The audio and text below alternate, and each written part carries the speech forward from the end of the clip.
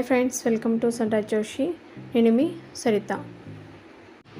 ముందుగా అందరికీ శ్రీరామనవమి శుభాకాంక్షలు.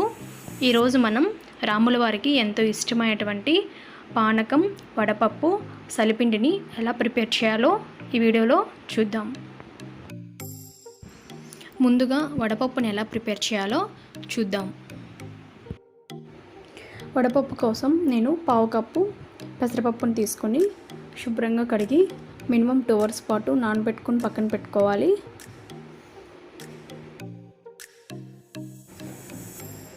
ఈ విధంగా శుభ్రంగా కడుక్కున్న తర్వాత ఇప్పుడు మనం ఇందులోకి కొద్దిగా వాటర్ అనేది యాడ్ చేసుకొని మినిమం 2 hours పాటు నానబెట్టుకోవాలి. ఇవి నానేలోపు మనం చలిపిండిని ఎలా ప్రిపేర్ చేయాలో చూద్దాం. చలిపిండి కోసం ఇప్పుడు నేను 1 కప్పు పొడి బియ్య పిండిని తీసుకుంటున్నాను. మీరు తడి బియ్య పిండి కూడా తీసుకోవచ్చు. ఇలా 1 కప్పు పొడి బియ్య పిండిని ఒక ప్లేట్లోకి యాడ్ చేసుకున్న తర్వాత ఇప్పుడు మనం ఇందులోకి పావు కప్పు బెల్లం అనేది యాడ్ చేసుకోవాలి.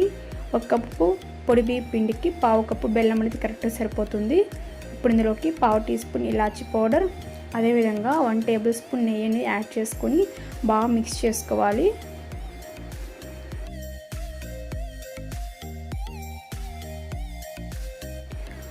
ఇలా బాగా మిక్స్ చేసుకున్న తర్వాత ఇప్పుడు మనం ఇందులోకి కాచి చల్లార్చినటువంటి పాలు అనేది కొద్దిగా యాడ్ చేసుకుంటూ మనం బాగా కలుపుకోవాలి.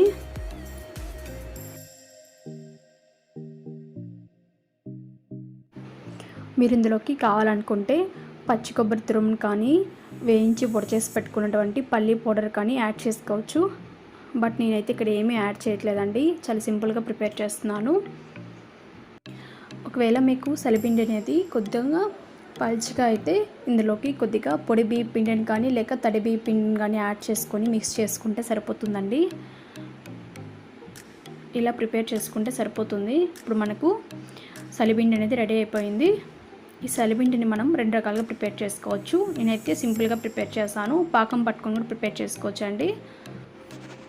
సలిపిండి రెడీ అయిపోయిందండి. ఇప్పుడు మనం పానకం ఎలా ప్రిపేర్ చేయాలో చూద్దాం. ముందుగా బౌల్ తీసుకొని అందులోకి 1 కప్పు వాటర్ అనేది యాడ్ చేసుకోవాలి. వాటర్ యాడ్ చేసుకున్న తర్వాత ఇప్పుడు మనం ఇందులోకి 4 tablespoons బెల్లం, తరిగిన బెల్లంని యాడ్ చేసుకొని బాగా కలుపుకోవాలి. మీరు ఈ వాటర్ ప్లేస్లో చెరుకుపాలు కూడా తీసుకోవచ్చు. చెరుకుపాలు అయితే ఇంకా టేస్టీగా ఉంటుందండి. బట్ నా దగ్గర అయితే అవైలబుల్లో లేదు కాబట్టి నేను సింపుల్గా వాటర్తో ప్రిపేర్ చేస్తున్నాను. మీ దగ్గర చెరుకుపాలు అవైలబుల్లో ఉంటే సేమ్ ఇదే వాటర్ ప్లేస్లో చెరుకుపాలను తీసుకొని ఇదే ప్రాసెస్లో చేసుకోండి, చాలా టేస్టీగా ఉంటుందండి.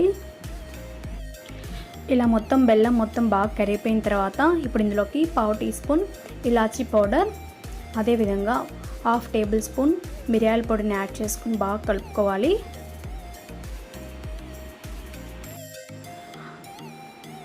ఇలా బాగా మిక్స్ చేసుకున్న తర్వాత మనకి తీపి అనేది ఎక్కువైతే కొద్దిగా వాటర్ యాడ్ చేసుకోవాలి. మేబీ మనకు తీపి అనేది తక్కువైతే కొద్దిగా బెల్లంని యాడ్ చేసుకుంటే సరిపోతుంది. ఈ విధంగా బాగా కలుపుకున్న తర్వాత ఒక గ్లాస్లో తీసుకొని దేవుడికి నైవేద్యంగా పెడితే సరిపోతుంది. ఇప్పుడు మనం థర్డ్ రెసిపీ వడపప్పుని ఎలా ప్రిపేర్ చేయాలో చూద్దాం. ఆల్రెడీ మనం నానబెట్టి పెట్టుకున్నటువంటి పెసరపప్పుని వాటర్ లేకుండా బాగా ఫిల్టర్ చేసుకోవాలి. ఇలా ఫిల్టర్ చేసుకున్నటువంటి పెసరపప్పులోకి నేను 1 tablespoon బెల్లంని యాడ్ చేసుకుంటున్నాను. మీరు బెల్లం ప్లేస్లో పచ్చి కొబ్బరి ముక్కలు కానీ లేకపోతే పచ్చి మామిడికాయ ముక్కలు కానీ యాడ్ చేసుకోవచ్చు. నేనైతే 1 tablespoon బెల్లంని యాడ్ చేసుకొని కలిపేసుకున్నానండి. చూసారు కదండి, చాలా సింపుల్ అండి వడపప్పు. ఇది అందరికీ తెలిసిందే. మీకు కావాలనుకుంటే ఇందులోకి పచ్చి కొబ్బరి ముక్కలు కానీ లేదా పచ్చి మామిడికాయ ముక్కలు కానీ యాడ్ చేసుకోవచ్చు. ఇప్పుడు మనం సలిపిండి మరియు వడపప్పు అదేవిధంగా పానకం ఎలా ప్రిపేర్ చేయాలో చూసాం కదా. మీరు కూడా ఈ నవమి రోజు ఇలా ప్రసాదాలు తయారు చేసుకొని శ్రీరాముల వారికి సమర్పించండి. ఈ వీడియో నచ్చినట్లయితే లైక్ చేయండి, షేర్ చేయండి. మరిన్ని రెసిపీస్ కోసం మన సన్రైజ్ జోషి ఛానల్ని తప్పకుండా సబ్స్క్రైబ్ చేసుకోండి. Thanks for watching.